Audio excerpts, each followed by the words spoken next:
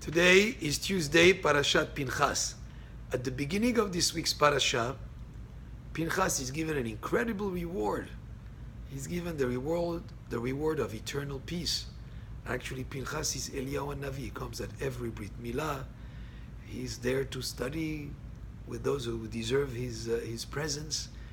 And what did Pinchas do that was so incredibly important that he got such an incredible reward?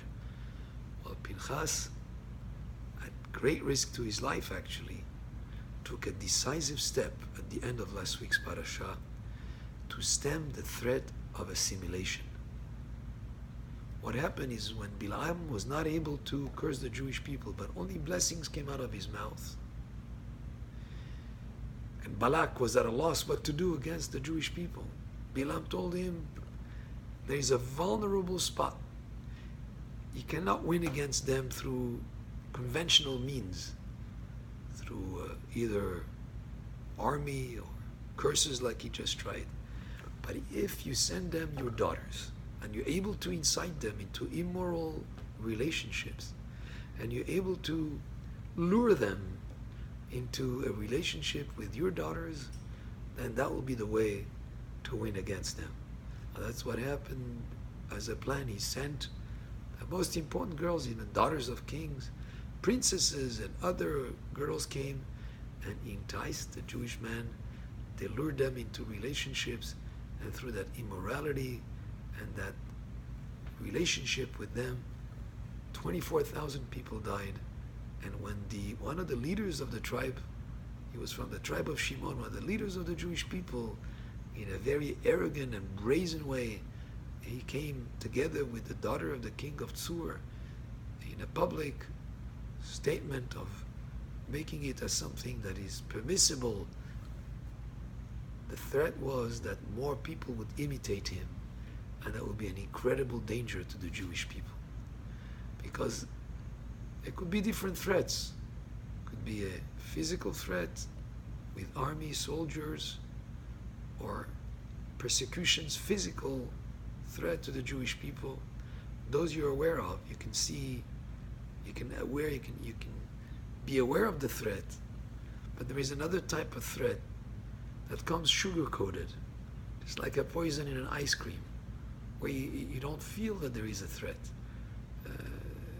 Going into a relationship with somebody who's not Jewish and assimilating intermarriage is something that you could say would be very, people get along, etc. They're nice, but at the same time, it's a threat to the continuity of the Jewish people. What Yaakov said to Hashem, he prayed to Hashem before he met Esav. He said, "Hatzileni na miyad achi miyad Esav. Please save me from my brother, from Esav." It's the same person. It's redundant. Esav, please save me, Hashem, if Esav comes to me aggressively like the typical Esav. But save me from him also if he comes to me as a brother. The greatest threat to the Jewish people. There are millions that perished in the Holocaust, and that's a horrible thing that happens. But there are countless, probably millions, who the Jewish people have lost to intermarriage because their children and their grandchildren are no longer connected to the Jewish faith. When somebody converts to Judaism and it's a genuine conversion, the Torah commends us to embrace them, to love them, to accept them wholeheartedly, and to go even the extra mile to show them affinity and good relationships with them. But when it's somebody from a different faith that associates and marries with somebody from the Jewish faith, the intermarriage is a threat to the continuity of the Jewish people in a way that is not always obvious. It doesn't seem like something that is dangerous. People even get along. But what happens with the next generation?